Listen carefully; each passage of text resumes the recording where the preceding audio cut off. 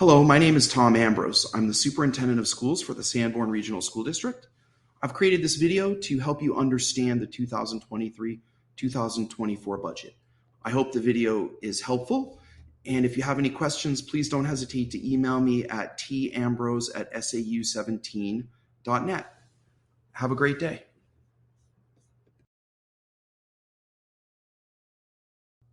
These slides were presented to the Sanborn Regional School District School Board and Budget Committee on November 2nd, 2022.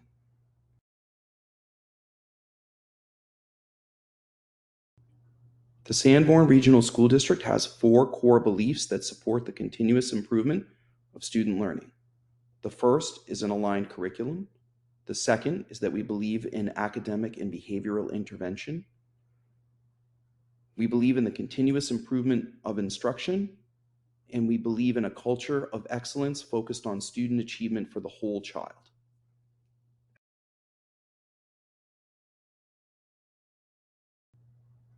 So we have a number of initiatives that we've implemented to improve the academic performance and the culture of the district simultaneously. Mrs. Rooney, the HR director, and I have spent a lot of time meeting with staff, listening to them in small groups, and we will continue to do that this year in the fall, winter, and spring. These meetings focus on 3 topics. What do the staff feel is working? What do the staff feel need to be improved? And what ideas do they have to make things better? We've been getting a lot of great feedback, and so far the academic intervention program seems to be making a big difference in students for grades K through 12. Students are receiving support in ELA and math. This support happens very quickly when the student falls behind, and this support happens prior to a special education referral. We also changed the master schedule at the high school. So now students have ELA, math, science, and social studies every day. We changed to a 24 credit diploma, which provides more instructional time in the key core areas of math, science, social studies, and ELA. We are also engaged in the NEASC process. The NEASC accreditation process is where the New England Association of Schools and Colleges come to the Sanborn Regional School District, review our program, and make recommendations for us to make improvements. This is helping us to meet our goal of improving the curriculum. We are focusing on professional learning communities. This also helps to improve the curriculum.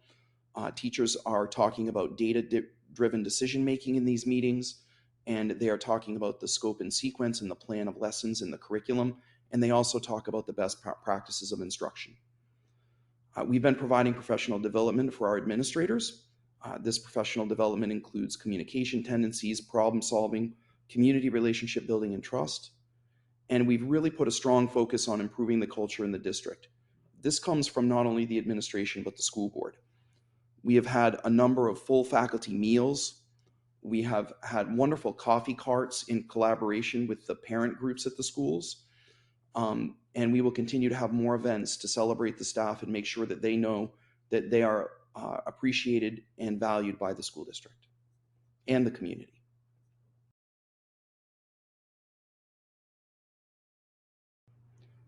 Whenever we create a budget, we start with 2 important factors. One is our enrollments, and the second is the initiatives that we feel we need to improve the district, both culturally and in performance. This slide shows you what the anticipated class sizes would be for next year. You can see that at Bakey, we're anticipating class sizes of 17 and 18, and at Memorial, we are anticipating class sizes of 20 to 23. At the middle school, the class sizes are a little bit lower because we have a small group of students, particularly in this grade 8 group. And at the high school, the total class sizes are staying right around 24. The total number of enrollments right now at the schools is Bakey, because they house the pre-K, has 340 students in grades pre-K through 2. Memorial has 275 in grades 3, 4, and 5. The middle school has 248 in grades 6, 7, and 8, and the high school will have 541 in grades 9 through 12, and the total is 1,404 students. Again, it's hard to anticipate exactly what the enrollments will be when we're planning for 10 months in advance, but we feel that we have a pretty good handle on it, and we've looked at historical data in addition to the current seated number of students.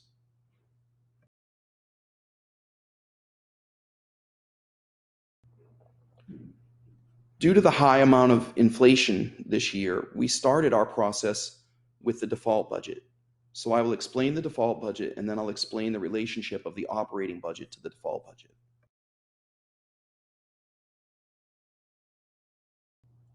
The default budget is calculated per New Hampshire RSA 40:13(9)B. The default budget is calculated as follows. It includes the same appropriations as contained in the operating budget authorized for the previous year, which is outlined in slide 7, reduced and increased by debt service, contracts, and other obligations previously incurred or mandated by law, outlined in slide 8. This amount is then reduced by one-time expenditures and reduced by salaries and benefits of positions that have been eliminated in the proposed budget.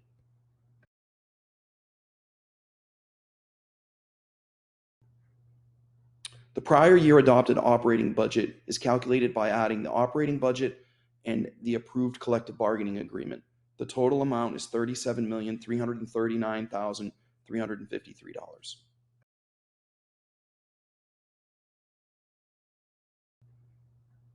The default budget includes debt service, contracts, and other obligations.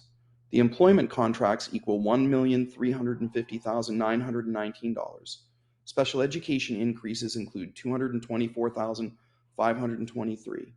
There's been an increase in the charges for the Seacoast School of Technology for our high school students of $70,000. We have a bus contract for transportation with Salter for $62,954. Our utilities energy needs, particularly electricity, is $26,395. We have the SAU property lease, which increased by $7,200. Our insurance from Primex for facilities increased by $6,436. And the debt service for the high school and our lease debt service decreased by $65,825, which put the total at $1,682,602.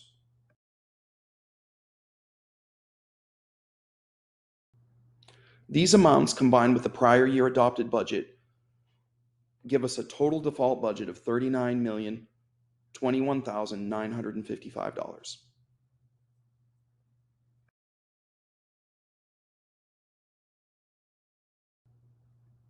The operating budget is $34,895 lower than the default budget. But the important difference is that we reorganize the money to match the positions that we need. So for example, we used grant funding to pay for some curriculum materials. We reduced our overall vacant position budget by $49,895, and we reduced the overall supplies to all the schools K through 12 by $70,000. This helped us to offset the cost of the SRO services for all schools and bring in an operating budget that is slightly lower than the default.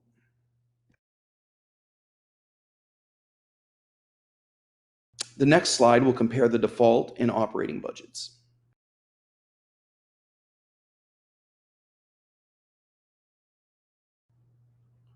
I'd like to take a moment to thank the administrators and staff for working hard to create a budget that is slightly below the default budget.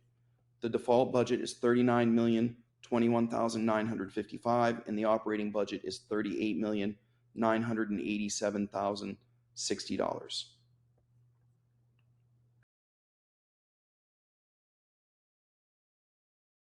This slide shows the percent increase of the default budget and the operating budget over the current adopted budget outlined in slide 7. The default budget is a 4.51% increase, and the operating budget is a 4.41% increase.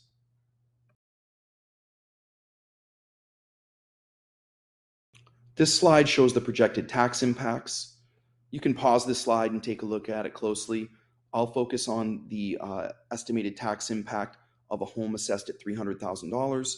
The default budget would be $5,895 in Kingston, and $6,381 in Newton. The operating budget estimated tax impact of a home assessed at $300,000 is 5,889 in Kingston and 6,372 in Newton.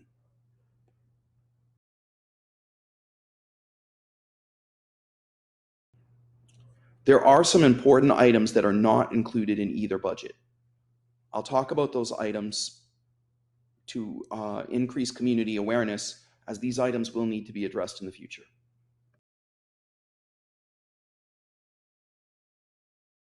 After careful consideration, we decided to use the grant funds that we have for ESSER and the Facilities Revolving Fund, which includes the money from renting the old middle school to the SLC, to cover the technology requests for annual replacement for teacher laptops, Chromebooks, iPads, and projectors. We also focused on the replacement of servers, switches, and one of the 3 computer lab workstations. This is a total cost of $256,000. It's very important to note that annual replacement of technology will need to be a part of the normal budget cycle in the future. In light of the $1.6 million increase and inflation, we felt that we could manage this for one more year through the existing funds.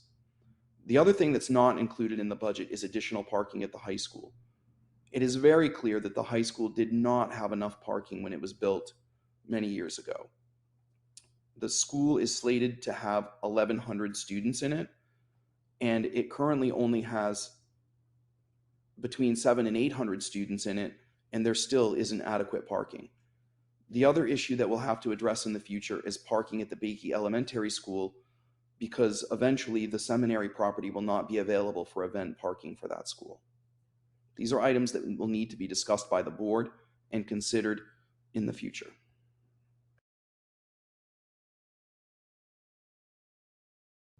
So after the school board and BudCom meeting on November 2nd of 2022, the budget committee will submit their questions to the BudCom chair by November 9th, and the school board will submit their questions to the business administrator by November 11th.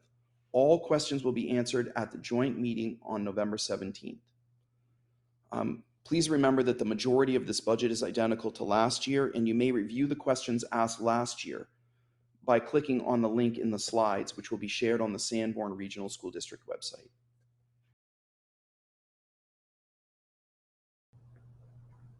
There are 3 main factors that have affected the budget this year. I want to briefly talk about each of them. The first is inflation. We are seeing significant increases in all costs, including shipping when we purchase items, supplies, fuel, transportation, electricity, and other areas that are affected by the national economy. You can see the impact of inflation on the budget, particularly in special education and transportation. The second area that has impacted the budget really pertains to balancing the needs of the community in light of the current economic situation with the future of the school district, because we will be negotiating teachers' contracts next year. It's very important to the culture of the district and the culture of the community that we carefully evaluate our compensation for teachers, the professional staff, in negotiations next year. The third factor is our exit interview information. Our exit interview information has showed us 2 very important points. One is that teachers are leaving our district to go to other places that pay higher. The second is actually related to our hiring practices. We've received feedback that recruiting is a problem because our pay is too low and teachers are taking positions in other districts instead of at Sanborn. We are trying to balance the increase in the budget with the awareness that inflation is a problem and that we will need to negotiate contracts for our professional staff next year. We sincerely hope that the budget committee and the school board will take these factors into consideration when they deliberate, and we sincerely hope that the community will support our operating budget at the polls. Thank you very much, and if you have any questions or concerns, please don't hesitate to call or email me at any time. My email is tambrose sau17.net. Thank you very much and have a great day.